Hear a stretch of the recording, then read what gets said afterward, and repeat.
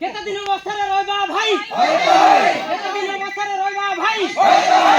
रास्ता नहीं तो वोट नहीं रास्ता नहीं तो वोट नहीं केते दिन अवस्था रे रहबा भाई केते दिन अवस्था रे रहबा भाई रास्ता नहीं तो वोट नहीं रास्ता नहीं तो वोट नहीं। केंद्र और राज्य सरकार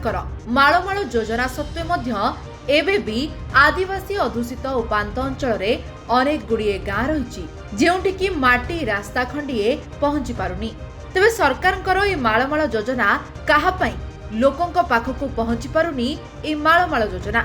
हेले एपटे उभय सरकार विकास रो डिमडिम पिटुथुवा बेले अंचल रे विकास पूरा पूरी सुन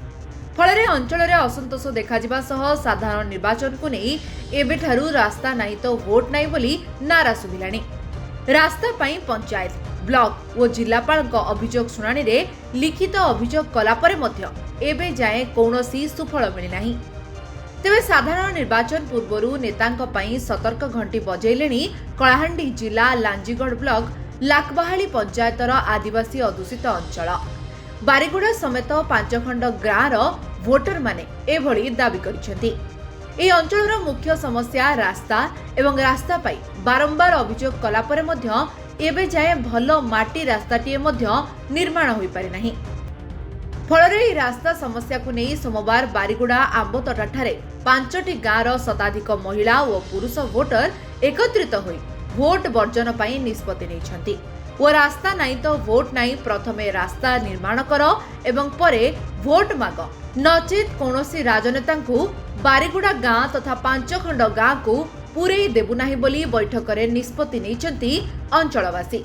बारीगुड़ा ठारू पंचायत कार्यालय मात्र 2 किलोमीटर सत्वे मध्य पंचायत कर्तृपक्षंकर पड़ुनी नजर जाफल पक्का रास्ता तो दूरर कथा कच्चा रास्ताटीए मध्य ठीक भाव होई पारि नाही। तेज बारीगुड़ा पणसगुड़ा सरगुड़ा पटांगपदर सानखालगुड़ा सिरकी झोला समेत थुआनाल गाँ लोकंकु यातायात रे अनेक समस्या भोगिबाकु पड़ुछि। ए 5 खंड गाँ लोकंकु पंचायत कार्यालय को जिबाकु हेले केवल पादचला रास्ता ही एकमात्र विकल्प रहितबा बेले गर्भवती बा गुरुतर रोगी को खटिया रे 5 किलोमीटर मुख्य रास्ता लाकबाहाली को कांधरे बोहिकी नेबाकु पड़ुछि। किंतु एबे जे सरकार को नजर पड़ुनथुबारु अंचलवासी एबेठारु भोट वर्जन पाई प्रस्तुत हेलेनी ओ चलित मास 30 तारिख सुधा आम अंचलर समस्या समाधान करा न जाए ताहेले विजयपुर विश्वनाथपुर संयोजना करुथुबा मुख्य रास्ता अवरोध करने सहित जिलापाल को कार्यालय रे धारणा देबु बोली अंचलवासी निष्पत्ति नेइछंती। आज्ञा मदन बाजी केनगा आज्ञा बारगुड़ा लाकबाहाली पंचायत जिला कलाहांडी लांजीगढ़ ब्लॉक अच्छा काहे तिर लगे न एते लोग आम कहीं लगे कर आज्ञा आप जापर कथा आम लाकबाहाली पंचायत से पूरा आरडी रास्ता टू नाई कि बारगुड़ा टू नाई बारगुड़ा पर्यंत हमको रास्ता दरकार मेन रास्ता जो हो पार्ब है ना कि आगे को ना कि से 5 खंड गाँव अच्छी से भी रास्ता हो पार्ब बोली आम आशा कर ना कि आम 20-25 वर्ष हो गलानी राजनीति करना कि MP ML मान को चिठी देले बुझुना कि ब्लॉक रे जाई करना कि किसी गोटे ना कि से वीडियो कलेक्टर मान को ना कि जनइले भी से माने हमर घर सुनुना हेले सेटा आम ना कि मानलु एते वर्ष हैला बोली कि ना कि से MG एनर्जी रास्ता आसुची वाले ने कि MG एनर्जी रास्ता तो हम करि नै पार MG एनर्जी रास्ता आज्ञा सेमती जेमती का कादो ना कि सेमती का रही जीवो मेटलिंग पकाइले भी मध्य ठीक आसु ना सेति पाई ना कि आमके एबे पूरा पिचु रास्ता दरकार ना ना कि आम पिचु रास्ता जदि आमको 30 तारीख सुधा सेक्शन नहीं हो सेक्शन जदि नहीं होती बोले ना कि आम 5 खंड गाँव लोग ना कि वोट वर्जन करने चाहूँ। मोर ना तरुणी परिजन लागबाहाल जी लांजीगढ़ ब्लॉक कलाहांडी हमर गाँ लागबाहाल टू किसी रास्ता नहीं आरडी रास्ता रू बारगुड़ा